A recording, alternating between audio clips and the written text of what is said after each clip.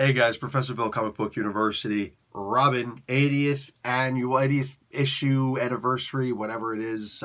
Yeah, listen, I'm not so concerned with the freaking name.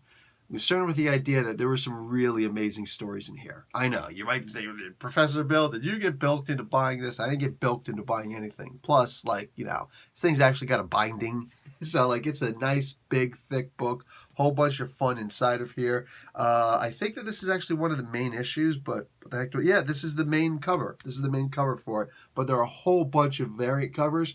Literally, take your pick. There's plenty to choose from. That being said, $9.99, so $10 US cover price. I'm going to say that it was worth it. All right, let's give you all the people who made this book by simply showing you. Because I'm not getting into all that, man. There's a lot of people involved here. But very, very fun. Very fun book. A lot of heart went into making this book. This was not a throwaway book, all right? You might notice that first one is by Marv Wolfman, all right, and Tom Grimmett. They did the first story here. Okay, so seeing Batman and Robin, and this is essentially going to be again, guys, this is Wolfman, all right? This is the very final time that Dick Grayson wears the Robin costume in here with Batman, at the very least, because he wears it when he's in the Teen Titans, but, until he actually goes into that first Nightwing costume and all that, and then he never really looks back as Robin. Yeah, in this is the last time that he wears the Robin costume for Batman. Now, honestly, the whole entire time I'm just reading this, I'm thinking, whatever, man. Honestly, freaking whatever, all right? It is what it is. It's just a story. It's blah, blah, blah, blah. We know what's going to happen in this, and it does happen. And yet, the last words that Batman says in here makes every single thing imaginable 100% worth it.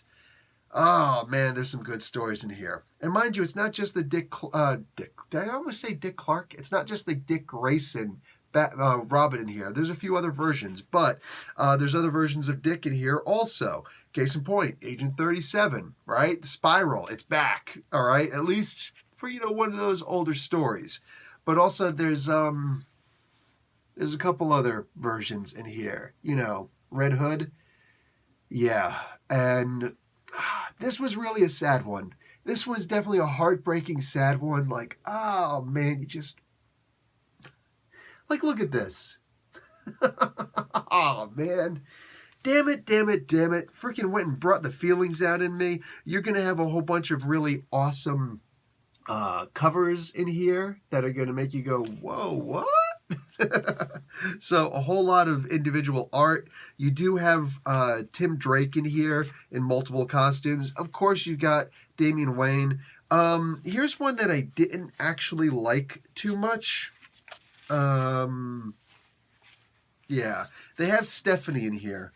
And unfortunately, I get the idea that, the costume's giving her wedgies and stuff like that, but you don't have to be showing wedgies. I mean, she's clearly a little girl in this. And unfortunately, the art in this particular issue, look. There's some people that's going to be mad at me. I'm not saying the artist's name, but the artist is, I don't know about legendary, but pretty damn respected, all right? But in this particular case, nah, bro. This really, to me, it bordered on freaking child porn, all right? Because, it gets a lot worse than that. It's constantly showing butts and even when the costume suddenly fits, it doesn't look like it fits any better. It's still the exact same freaking art. It's the exact same style. It's the exact same showing of her body like that. Dude, you recognize that Stephanie was a kid during this time, right? I think that went too far. Listen, I'm not here to hold punches. Or pull punches, and I don't care about anybody sitting there saying, "Oh, well, you got to understand." No. You got to understand. We all have differences of opinion. You're not going to change my mind. Definitely not by freaking trying to yell at me with caps or something like that, all right? And honestly, even if I met the artist, I'd still show full respect and whatnot. But I got to say what I got to say. This, to me, was simply not acceptable. What was acceptable was it was still a pretty damn good story. The thing that, the final story in here, okay, maybe the last time that we see this in a long time, but it's Peter J. Tomasi doing another one of his amazing Super Sons issues. Wholesome goodness. I am so glad that was the way to wrap this up. Because I'm not going to lie, I saw Marv Wolfman in this. I'm thinking it's just going to be a whatever story. That was actually a story that made me like, oh my God, wow, that was amazing. And like all these feelings suddenly, like one line, one speech, but one thought bubble washed a whole freaking truckload of emotions over me, right? And a couple other stories in here were amazing. But the only reason why I even bought the book is because I saw that Tomasi was going to be in this, and I could tell by what he was writing, or by the title, that it was going to be a Super Sons story. And I am always going to show up for a Peter J. Tomasi Super Sons story. Every single time. Every time. So I showed up specifically for that. That was a story that pulled me in. It did not disappoint. The book would have been worth it to me just for that story. But you have a bunch of other great stories and great art in here. And again, these, they call them the pinups. Ain't nobody ripping this stuff out their comic book. Am I right?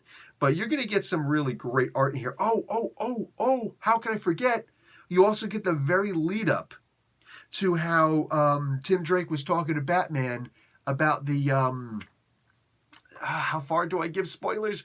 Basically about, setting up the Tim Drake story that happened not too long ago, okay? It involved Clayface and everything. Listen, I'm not going into it too much, but that being said, there's some really great stuff in here, okay? There's some freaking amazing stuff in here. Also, oh look, here's a version of Stephanie, drawn by somebody else, that isn't overly sexualized at all. And it's just, here's Stephanie being a freaking awesome Robin, all right?